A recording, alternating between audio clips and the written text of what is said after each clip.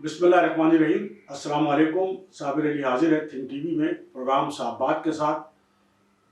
नाज़रीन, 8 फरवरी के इलेक्शन के हवाले से जहां एक जानिब हमने ये कहा था आपसे कि आवाम का जो इन्वॉल्वमेंट है वो अभी तक कहीं नज़र नहीं आ रहा, लेकिन कम अज़ कम इतना तो हुआ है कि अब शहर कराची जो है, पूरे शहर में इंतखाबी जो उम्मीदवार हैं, मुख्तलिफ जो सियासी जमातें हैं, उनके बैनर और सियासी जमातों के झंडों से और उनके पोस्टरों से जो है पूरा शहर सज चुका है। लेकिन एक सर्वे के मुताबिक, जो एक मारूफ टीवी चैनल पर भी उस पर बाकायदा एक प्रोग्राम हुआ, कि उस सर्वे के मुताबिक 78% आवाम जो हैं वो ये शिकायत कर रहे हैं कि यानी पहली मर्तबा इस तरह हो रहा है कि कोई उम्मीदवार उनसे वोट मांगने उनके दरवाजे पे नहीं आया। तो इस पे हम बात करेंगे। दूसरी जानिब पीटीआई के एक अहम रहनुमा हैं, उन्होंने बाकायदा कायदे मुत्तहदा का शुक्रिया अदा किया है कि जिस तरह कायदे मुत्तहदा जो है इस मुश्किल वक्त में वाहिद सियासतदान है जो बाकायदा पीटीआई के इस मुश्किल वक्त में जिस तरह उनकी हिमायत जारी रखे हुए, तो वो कौन है, उस पर हम बात करेंगे। दूसरी जानिब जो जमात इस्लामी के अमीर हाफिज नईम रहमान साहब, उन्होंने जो धरना दिया था उसका नतीजा जो है तकरीबन बिल्कुल कुछ सामने आ गया है। उस धरने में उन्होंने क्या मजीद लाहेमल का ऐलान किया है, इस पर भी बात करेंगे। और नवाज शरीफ साहब जो है वो मुस्लिम लीग नून के मंशूर का ऐलान करने वाले हैं, और नवाज शरीफ साहब अपने जलसों में आखिर क्या कह रहे हैं, किसको वो क्या बताना चाह रहे हैं। और ये जो मुस्लिम लीग नून के खिलाफ जो बिलावल भुट्टो की जो कैंपेन है और जिस तरह उन्होंने मियां नवाज शरीफ को जो निशाना बनाया हुआ है, उसका क्या पस मंजर है, इस पर बात करेंगे। फिर जो एमक्यूएम हकीकी के चेयरमैन हैं आफाक अहमद, उन्होंने पीटीआई को लासानी जमात करार दे दिया, क्यों, इस पर भी बात करेंगे। दूसरी जानिब जो मुस्लिम लीग नून की जो नायब सदर हैं और चीफ ऑर्गेनाइजर हैं और नवाज शरीफ साहब की साहबजादी हैं मरियम नवाज साहिबा, उनके लिए बड़ी मुश्किल खड़ी हो गई है। वो जिस हल्के से उम्मीदवार हैं, जिस हल्के से वो इलेक्शन लड़ रही हैं, जिस हल्के से वो खड़ी हैं, एक मुश्किल खड़ी हो गई। वो क्या मुश्किल है, उस पर भी बात करते हैं। जिस तरह 8 फरवरी के इलेक्शन हो रहे हैं, तो ये पहली मर्तबा हो रहा है कि बाकायदा यानी दफा 144 का जो है नफाज कर दिया गया है। तो ये क्यों किया गया है, किसके लिए किया गया है, इस पर बात करते हैं। फिर जो अवामी जो ज़रूरियात ज़िंदगी जिसे कहना चाहिए कि रोज़मर्रा की जो ज़रूरियात है लोगों की, बिजली, गैस, पानी, इसकी क्या सूरत हाल है, इस पर भी बात करें। फिर एक और बात, गवर्नर सिंह कामरान टिसोरी साहब जो हैं वो बाकायदा अब सियासी बयानात या इलेक्शन के हवाले से जो बयानात है वो दे रहे हैं, और उनके बयान पर जो है मेयर कराची मुर्तज़ा वहाब, उन्होंने भी बयान दिया है, वो क्या है। और फिर मुर्तज़ा वहाब को इलेक्शन कमीशन ऑफ पाकिस्तान ने बाकायदा नोटिस भी जारी कर दिया है, किस बात पे जारी कर दिया है, इस पर भी बात करेंगे। तो नाज़रीन, सबसे पहले तो हम बात कर लेते हैं कि इंतखाबी सरगर्मियों के हवाले से जो हमने आपसे कहा था कि अवाम की जो शिरकत है, जो शमूलियत है, वो जिस तरह हर इलेक्शन में नज़र आती है, वो अब तक कम अज़ कम कराची में उस अंदाज में नज़र नहीं आ रही है। लेकिन ये मानना पड़ेगा कि शहर कराची जो है वो उम्मीदवार सियासी जमातों के जो उम्मीदवार हैं जो इलेक्शन लड़ रहे हैं, उनके इंतखाबी बैनरों और सियासी जमातों के झंडों से जो है वो सज गया है। और सबसे ज़्यादा जो बैनर नज़र आते हैं उम्मीदवारों के, उनमें जो 3 जमातें जो हैं वो सरफहरिस्त हैं, उनमें जमात इस्लामी, एमक्यूएम पाकिस्तान और पाकिस्तान पीपल्स पार्टी शामिल है। जबकि जो इस्तेहकाम पाकिस्तान पार्टी है, उसके जो ख़ास तौर पर जो मौलवी महमूद इलेक्शन लड़ रहे हैं, उनके बैनर भी जो है अक्सर जगह नज़र आते हैं, لیکن بڑی تعداد جو ہے مذکورہ 3 سیاسی جماعتوں کی ہے، جبکہ جو TLP ہے جس کا بتایا جاتا ہے کہ ایک اچھا خاصا ووٹ بینک ہے، اس کے جو بینر ہے وہ یا پوسٹر ہے وہ بہت کم نظر آتے ہیں۔ تو ظاہر ہے کہ سارا کھیل پیسے کا ہے، اور جس جماعت کے پاس جتنا پیسہ ہے وہ ظاہر ہے کہ وہ خرچ کر رہی ہے، اور اس کا اندازہ جو ہے وہ شہر میں جن کی زیادہ تعداد میں بینر ہیں، پوسٹر ہیں، جھنڈے ہیں، اور جو اشتہاری کمپین ہے وہ نظر آ رہی ہے، تو اس سے اندازہ لگایا جا سکتا ہے۔ اور اس حوالے سے یہ بات بھی ہے کہ جماعت اسلامی باقاعدہ ٹیلی ویژن پر بھی اشتہاری کمپین جو ہے وہ چلا رہی ہے، اور جماعت اسلامی نے 28 جنوری کو کراچی میں ایک بڑے جلسے کے انعقاد کا اعلان کر دیا ہے، جس میں جو حافظ نعیم الرحمان صاحب ہیں جماعت اسلامی کراچی کے امیر، وہ کوئی کراچی اعلان جو ہے وہ کہ اعلان کے حوالے سے ان کا ایک اشتہار ٹیلی ویژن پہ چل رہا ہے کہ وہ جلسے میں کراچی کے حوالے سے اعلان کریں گے۔ وہ کیا اعلان کریں گے یہ بھی ظاہر ہے کہ لوگوں کو اس بات کا انتظار ہے۔ اور حافظ نعیم الرحمان صاحب نے جو دھرنا دیا تھا انٹر بورڈ آفس میں، وہ اس میں بڑی تعداد میں طلبہ و طالبات بھی تھے، اور حافظ نعیم الرحمان صاحب نے 4 روز کا جو ہے الٹیمیٹم دیا ہے حکومت سندھ کو، اور کہا ہے کہ اگر 4 روز کے اندر اس حوالے سے نظر ثانی نہ کی گئی تو وہ جو ہے وہ ان کا جو مارچ ہوگا وہ چیف منسٹر ہاؤس پر ان کا مارچ ہوگا۔ اور بہرحال اس پر کم از کم اس سے پہلے جو ایک بیان سامنے آیا تھا، جو نگراں وزیر اعلیٰ جسٹس ریٹائرڈ مقبول باقر صاحب سے جب یہ کسی میڈیا کے نمائندے نے سوال کیا تھا کہ جناب یہ انٹر میں جو اتنی بڑی تعداد میں جو طلبہ فیل ہو گئے، تو انہوں نے کہا تو یہ فیل ہو گئے تو اس میں کیا کر سکتا ہوں، فیل ہو گئے تو فیل ہو گئے۔ مطلب انہوں نے کسی دادرسی اپنے آپ کو بڑا بے بس ظاہر کیا تھا، کسی دادرسی سے انکار کیا تھا۔ لیکن ایک اچھی بات یہ سامنے آئی ہے کہ جو نگراں صوبائی وزیر تعلیم ہے انہوں نے کم از کم جو خاتون ہیں انہوں نے کم از کم جو ہے اس کی مذمت کی ہے، ان کا بیان سامنے آیا، اور انہوں نے کہا ہے بلکہ مطالبہ کیا نگراں صوبائی وزیر تعلیم نے مطالبہ کیا ہے، ظاہر ہے کہ انٹر بورڈ سے مطالبہ کیا ہوگا، ایجوکیشن ڈپارٹمنٹ سے مطالبہ کیا ہوگا کہ اس پر نظر ثانی کی جائے۔ حیرت انگیز بات یہ ہے کہ وزیر جو ہوتا ہے وہ ظاہر ہے کہ اپنے محکمے کا بالکل سربراہ ہوتا ہے، انچارج ہوتا ہے، تو بجائے اس کے کہ وہ کسی جن لوگوں نے یہ نتائج بنائے ہیں، جن لوگوں نے طلباء کے ساتھ یہ زیادتی کیے، ان کے خلاف کسی قسم کی کوئی کارروائی عمل میں لاتے اور سخت ایکشن لیتے، وہ نگراں وزیر بھی جو ہے وہ مطالبہ کر رہے ہیں۔ تو اب جب یہ صورتحال ہو تو اس سے آپ اندازہ لگا سکتے ہیں کہ کون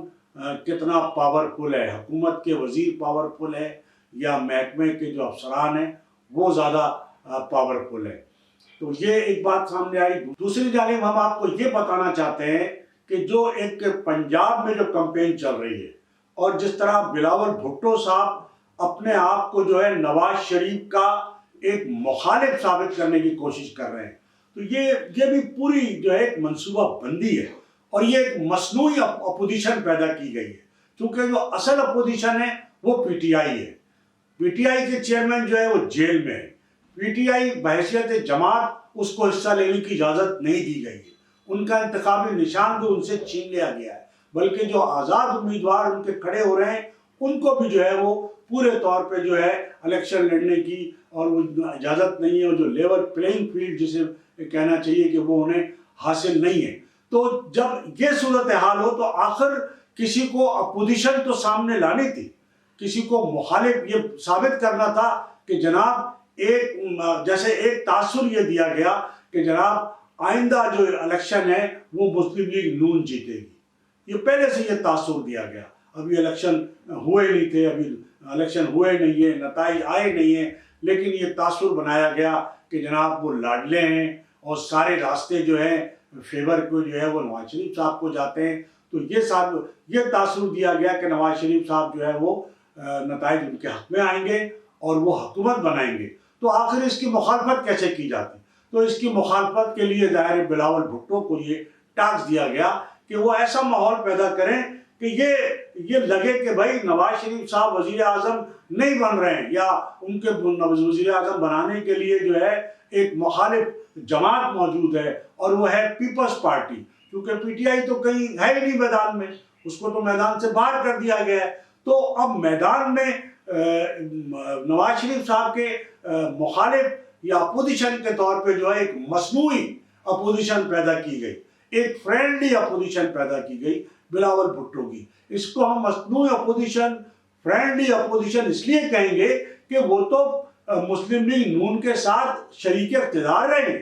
1.5 سال انہوں نے شراکت اقتدار کیا ہے، اور ابھی اس کو کوئی زیادہ عرصہ نہیں گزرا ہے۔ تو ایک ایسی جماعت پاکستان پیپلز پارٹی اور اس کے چیئرمین بلاول بھٹو، جو مسلم لیگ نون کے صدر شہباز شریف کی وزارت عظمیٰ میں ان کے کابینہ کے سب سے زیادہ اہم وزیر تھے، وہ ان کی تعریف کرتے تھے، وہ ان کی دونوں ایک دوسرے کی تعریفیں کیا کرتے تھے۔ تو آج ایسا کیا ہوا کہ بلاول بھٹو صاحب جو ہے وہ ان کو ضیاء الحق کی جماعت کہہ رہے ہیں؟ تو کیا وہ ضیاء الحق کی جماعت آج بنی ہے مسلم لیگ نون؟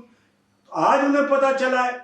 تو ظاہر ہے کہ لوگ سمجھتے ہیں اس بات کو کہ یہ اب چونکہ اصل اپوزیشن نہیں ہے، اصل اپوزیشن کو آپ نے گراؤنڈ سے باہر کر دیا ہے، تو ایک جعلی اپوزیشن بنانی ہے، فرینڈلی اپوزیشن بنانی ہے، اور یہ بتانا ہے کہ جناب اصل مقابلہ جو ہے وہ پاکستان پیپلز پارٹی اور مسلم لیگ نون کے درمیان ہو رہا ہے، لیکن اصل مقابلہ آزاد امیدوار اور ان دونوں جماعتوں کے درمیان ہو رہا ہے۔ اور یہ پاکستان میں پہلی مرتبہ عام انتخابات میں ایسا ہو رہا ہے کہ آزاد امیدوار جو ہے 2 بڑی سیاسی جماعتوں کے مد مقابل ہے، اور 2 بڑی سیاسی جماعتیں جو ہے جو متعدد بار اقتدار میں رہی ہیں، وہ اس مرتبہ اگر کسی سے خوف زدہ ہیں تو آزاد امیدواروں سے ہیں، اور وہ آزاد امیدوار ظاہر ہے کہ ان کو پی ٹی آئی نے نامزد کیا ہے، گو کہ ان کے پاس کوئی انتخابی نشان بھی جو ہے ایک انتخابی نشان نہیں ہے، اور اب تک لوگ بڑے کنفیوز ہیں، لوگوں میں مقبولیت ضرور ہے، لوگ ووٹ ضرور دینا چاہتے ہیں، لیکن وہ بہت کنفیوز ہیں کہ آخر وہ ووٹ کیسے دیں۔ تو اس کام کے لیے پی ٹی آئی کا موقف یہ ہے کہ جناب چونکہ سوشل میڈیا کا دور ہے تو انہوں نے اس کا پورا اہتمام کر لیا ہے، وہ سوشل میڈیا کے ذریعے ہر حلقے کے عوام کے ووٹروں کو یہ بتا رہے ہیں کہ اس حلقے میں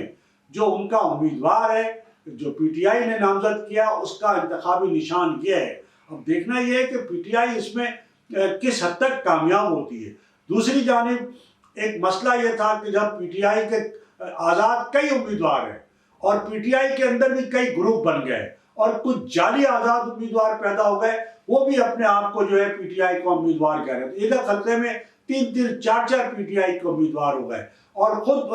پی ٹی آئی میں بھی بڑی اس حوالے سے بڑے اختلافات ہیں، اور کسی جو پی ٹی آئی کے جو مختلف رہنما ہیں، وہ جو مختلف آزاد امیدوار ہیں، تو کوئی رہنما کسی ایک امیدوار کی حمایت کر رہا ہے، تو دوسرا رہنما ہے جو کسی دوسرے آزاد امیدوار کی حمایت کر رہا ہے۔ پھر متعدد جگہ پہ جو ہے وہ باقاعدہ آزاد امیدواروں سے جو ان کو جو کہا گیا تھا کہ یہ پی ٹی آئی کے ہیں، وہ ان کو وہاں سے تبدیل کیا گیا کسی اور۔ تو یہ بڑی کنفیوژن ہے، اور یہی وجہ تھی کہ جب وہ پی ٹی آئی کے جو آزاد امیدوار تھے وہ جب عوام میں گئے تو لوگوں نے کہا بھائی آپ کیا ثبوت ہے کہ آپ منتخب ہونے کے بعد جو ہے اس بات کی کیا گارنٹی ہے کہ آپ پی ٹی آئی کے وفادار نہیں رہیں گے، اور پی ٹی آئی کے جو چیئرمین ہیں، جو سابق وزیر اعظم عمران خان صاحب ہیں، آپ ان کے وفادار رہیں گے۔ تو یہ ایک سلسلہ شروع ہوا حلف لینے کا، تو باقاعدہ قرآن شریف پہ جو ہے وہ حلف لینے کا سلسلہ شروع ہوا۔ اس حوالے سے جو سب سے پہلے تو یہ اس بات کو جو اجاگر کیا وہ سلمان اکرم راجہ، بڑے معروف وکیل ہیں اور بڑے ٹی وی پہ تجزیہ کار بھی وہ رہے ہیں،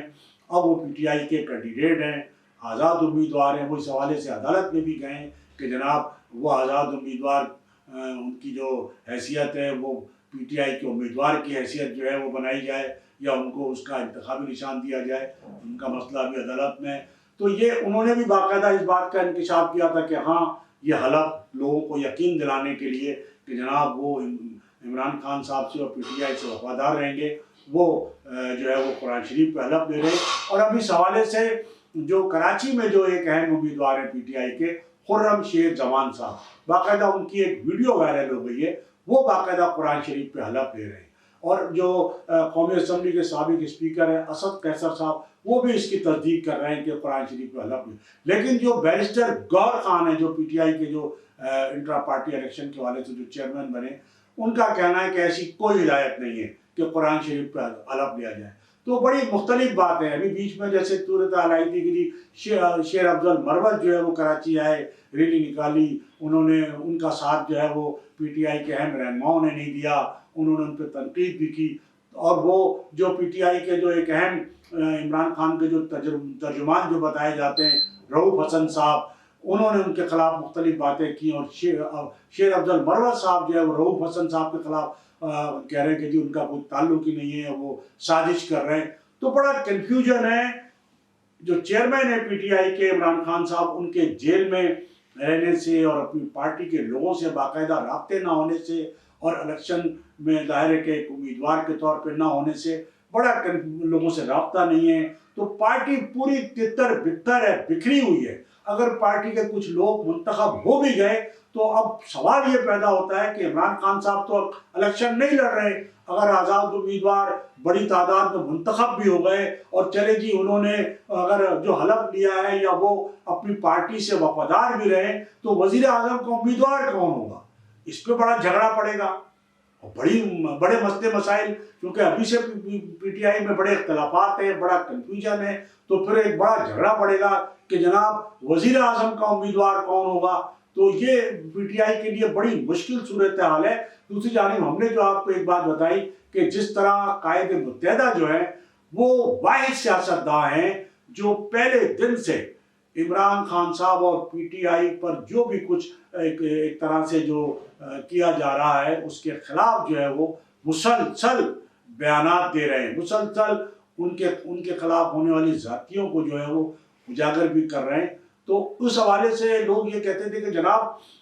بلکہ خود پی ٹی آئی کے لوگ کہتے تھے کہ شاید حتیٰ قائد متحدہ جو ہے وہ ایسے ہی اپنی شہرت حاصل کرنے کے لیے کر رہے ہیں. اور کسی نے یا خود عمران خان صاحب نے بھی یعنی ایک ان کا کوئی اس حوالے سے کسی قسم کا کوئی ایک رسمی طور پہ کسی بھی جانب سے کوئی شکریہ تک ادا نہیں کیا گیا تھا کہ جی آپ ایسے برے وقت میں جو ہے ان کے ساتھ کھڑے ہیں یا ان کی حمایت کر رہے ہیں یا ان کی بات کر رہے ہیں. تو یہ پہلی مرتبہ ایک پی ٹی آئی کے ایک رہنما کی جانب سے جو ایک بات سامنے آئی ہے وہ ہم آپ کو بتاتے چلیں. بتایا جاتا ہے کہ پی ٹی آئی سندھ کے نائب صدر اور سابق ریٹائرڈ جسٹس اسلام آباد ہائی کورٹ جناب نور الحق قریشی صاحب، جنہوں نے پہلی بار حیدرآباد کے مظاہرے میں جو قائد متحدہ کی پی ٹی آئی کی جو اخلاقی و سیاسی حمایت پر ان کا شکریہ ادا کیا ہے اور برملا پی ٹی آئی کے پلیٹ فارم سے آفیشل موقف دیا ہے. اس موقع پر جو وفا پرست وکلا کے پینل نے احتجاجی کیمپ میں ان سے ملاقات کر کے انہیں اپنے تعاون کا یقین بھی دلایا. تو یہ بڑی اہم ڈیولپمنٹ ہے اس حوالے سے کہ یعنی جسے کہنا چاہیے کہ تو ایک جانب تو قائد متحدہ جو ہے مسلسل پی ٹی آئی کو سپورٹ کر رہے ہیں ان برے حالات میں، جبکہ پی ٹی آئی وہ جماعت ہے کہ جس کے جو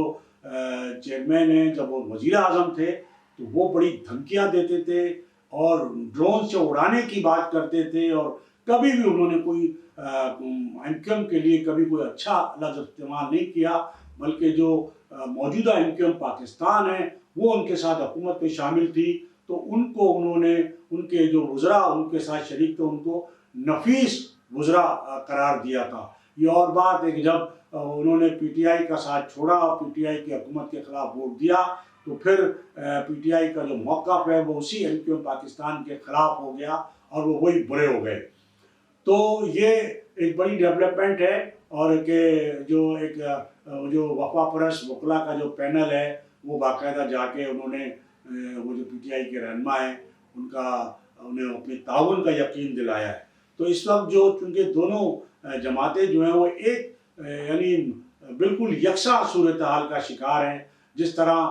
پی ٹی آئی کے آزاد امیدواروں کو جو ہے وہ ظاہر ہے کہ ایک مشکل صورتحال کا سامنا ہے، تو اسی طرح جو MQM انٹرنیشنل سیکریٹریٹ نے ابھی تک گو کہ کسی قسم کے ان کے امیدوار ابھی تک جو ہے وہ باقاعدہ کوئی لسٹ کوئی وہ نہیں سامنے آئی، سوائے اکا دکا کسی امیدوار کے جن کو گرفتار بھی کیا گیا یا جن کے بارے میں ابھی تک کچھ پتہ نہیں چلا ہے کہ وہ گرفتار بھی ہے یا نہیں ہے یا لاپتہ ہیں، اور جو بھی ہیں. لیکن یہ ہے کہ باقاعدہ کوئی ایسی امیدواروں کی جو ہے کوئی فہرست جو ہے وہ سامنے نہیں آئی ہے. لیکن یہ دلچسپ صورتحال ہے کہ PTI کے جو آزاد امیدواران ہیں ان کو باقاعدہ سپریم کورٹ سے ریلیف مل رہا ہے، اور وہ بیشتر امیدوار جو مفرور ہیں، جو 9 مئی کا ظاہر ہے 9 مئی کا ثانیہ جو ہے پاکستان کی ریاست کے خلاف حملے کا واقعہ اور ایک اہم ثانیہ ہے جس پہ ظاہر ہے کہ مقدمات بھی ہیں اور ان کے خلاف کارروائی بھی ہو رہی ہے اور وہ مفرور بھی ہیں، لیکن انہوں نے کاغذات نامزدگی بھی داخل کیے ہیں اور ان کو جو آروز تھے ان کے کاغذات نامزدگی جو ہے مسترد کر دیے تھے اسی بنیاد پہ، لیکن سپریم کورٹ نے ان کے کاغذات جو ہے وہ بحال کر دیے، ان کو الیکشن لڑنے کی اجازت دے دی ہے. اور کئی امیدواروں کے ساتھ ساتھ جو ایک اہم امیدوار ہے وہ PTI کی اہم جو ایک ورکر ہے امیدوار ہے صنم جاوید، ان کو جو ہے الیکشن لڑنے کی اجازت دے دی گئی ہے. اور صنم جاوید کی اہمیت اس لیے ہے کہ صنم جاوید جو مسلم لیگ نون کی جو اہم رہنما ہیں، نواز شریف صاحب کی صاحبزادی ہیں مریم نواز صاحبہ، ان کے مقابلے پر ہے. تو ان کے ظاہر ہے کہ آروز نے کاغذات نامزدگی مسترد کر دیے تھے، تو ظاہر ہے کہ پھر تو وہ تو سمجھ لیں کہ بلا مقابلہ وہاں سے مریم نواز آ جاتی. لیکن اب چونکہ صنم جاوید جو ہیں ان کے کاغذات جو ہے وہ بحال ہو گئے ہیں اور سپریم کورٹ نے اجازت دے دی ہے، تو بتایا جاتا ہے کہ صنم جاوید ان کو بہت ٹف ٹائم دے گی اور مریم نواز صاحبہ کے لیے وہاں سے نشست نکالنا جو ہے بہت زیادہ دشوار اور مشکل ہوگا. اور مریم نواز وہ امیدوار ہیں کہ جن کے بارے میں کہا جاتا ہے کہ وہ آئندہ وزیر اعظم کی امیدوار بھی ہو سکتی ہیں، یا اگر ظاہر ہے کہ ان کے جو والد ہیں میاں نواز شریف صاحب ان کو جس طرح پروموٹ کر رہے ہیں، اور اگر میاں نواز شریف صاحب کے لیے کوئی مشکل آئی، کوئی ایسی مشکل صورتحال پیدا ہوئی کہ ان کو وزیر اعظم بننے میں کوئی رکاوٹ پیدا ہوئی، تو وہ پھر ظاہر ہے کہ اپنی صاحبزادی کا نام ہی پیش کریں گے، مریم نواز صاحبہ کو وزیر اعظم بنانے کے لیے نامنیٹ کریں گے، ورنہ ان کا نام پنجاب کی وزارت اعلیٰ کے لیے بھی ہے. لیکن یہ جو صنم جاوید صاحبہ کا جو کاغذات وہاں سے منظور ایک طرح سے بحال ہو گئے اور وہ الیکشن لڑنے کی اجازت مل گئی ہے، تو مریم نواز صاحبہ کا جو بہت ہی اہم امیدوار ہیں وہاں ان کو بہت ٹف ٹائم دینے کے لیے صنم جاوید جو کہ جیل میں ہے، اب دیکھنا یہ ہے کہ وہاں کی جو نشست ہے اس پر وہ مقابلہ کیا صورت اختیار کرتا ہے. ہم نے آپ سے بات کی کہ جناب دفعہ 144 جو ہے مختلف پنجاب میں خاص طور پہ، اور یہ ہے کہ وہ نافذ کر دیا گیا ہے، اور جس کے بارے میں یہ سوشل میڈیا پہ بھی اس حوالے سے خبر چل رہی ہے، جس میں بتایا جاتا ہے کہ بڑی سیاسی جماعتوں کو اور تانگا پارٹیوں کو مکمل چھوٹ اور آزاد امیدواروں کو کارنر میٹنگ اور ریلیوں کے لیے بھی کمشنر اور ڈپٹی کمشنر کی اجازت سے جو ہے وہ مشروط کر دیا گیا ہے. اور پھر سوشل میڈیا پہ اس بات کو اس طرح بھی مذاق بنایا گیا ہے کہ جناب اس سے تو بہتر تھا کہ ساری جماعتوں کو 2 حصوں میں ضم کر کے ان کا ریفرنڈم کرا لیا جاتا. اسی طرح ہم نے آپ سے بتایا کہ جیسے کہ جو بجلی گیس کا جو مسئلہ ہے اس حوالے سے بھی سوشل میڈیا پر یہ خبر چل رہی ہے کہ گیس جو 24 گھنٹے پہلے جو آتی تھی وہ اب 6 گھنٹے پر آ گئی ہے، یعنی 24 گھنٹے میں اب صرف 6 گھنٹے گیس آ رہی ہے، اور اس کا بل جو ہے وہ 4000 سے 7000 تک پہنچ گیا ہے، جبکہ بجلی جو ہے وہ 12 گھنٹے کی لوڈ شیڈنگ کے باوجود جو ہے بل 24 گھنٹے والے جو آ رہے ہیں. تو یہ کہا جاتا ہے کہ جناب جو بھی ووٹرز ہیں ان کے پاس جو بھی امیدوار ووٹ مانگنے کے لیے آئیں تو وہ کم از کم ان سے یہ سوال ضرور کریں کہ جناب نہ بجلی ہے، نہ پانی ہے، نہ گیس ہے، اور بل جو ہے وہ 24 گھنٹے کے آ رہے ہیں. تو کم از کم ووٹرز کے لیے یہ ہے کہ وہ ضرور اس بات کو جو ہے وہ سامنے رکھیں. دوسرے ہم آپ کو آفاق احمد صاحب کے حوالے سے بتاتے چلیں کہ انہوں نے بڑا اہم بیان یہ دیا، ان کا ایک کلپ چل رہا ہے. انہوں نے PTI کو جو ایک لسانی جماعت قرار دے دیا ہے، اور آفاق احمد صاحب کا کہنا ہے کہ 2018 کے الیکشن میں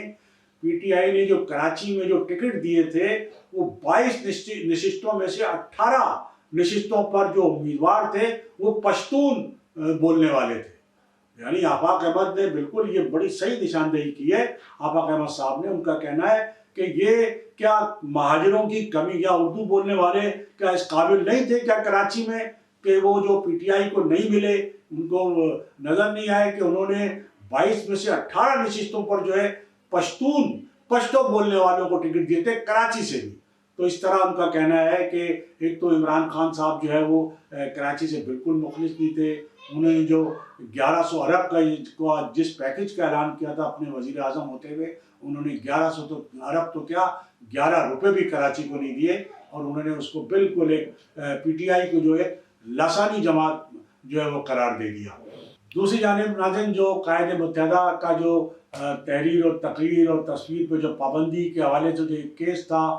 उस पर जो एक पिटीशन थी, वो बताया जाता है कि लाहौर हाई कोर्ट में जो है उसकी समाअत की तारीख मुकर्रर हो गई है और जो उनसे जो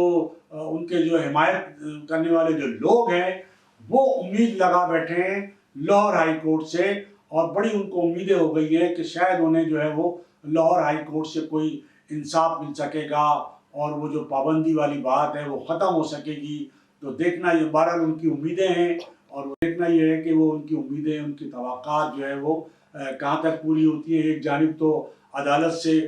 PTI को जो है धड़ाधड़ रिलीफ मिल रहा है और दूसरी जानिब अब इनको भी रिलीफ मिलता है कि नहीं मिलता, लेकिन ये उम्मीद इन्होंने लगा ली है। तो नाज़रीन, इससे पहले कि मैं आज की गुफ्तगू का अख्ताम करूँ, मेरी आपसे यही गुजारिश होगी कि आप थिंक TV HD चैनल को सब्सक्राइब कर लें, अपने दोस्तों में शेयर करें और लाइक करें। इसके साथ ही आज की इस नशिस्त से साबिर अली को इजाज़त। अल्लाह। चैनल थिंक TV HD को सब्सक्राइब ज़रूर कर लें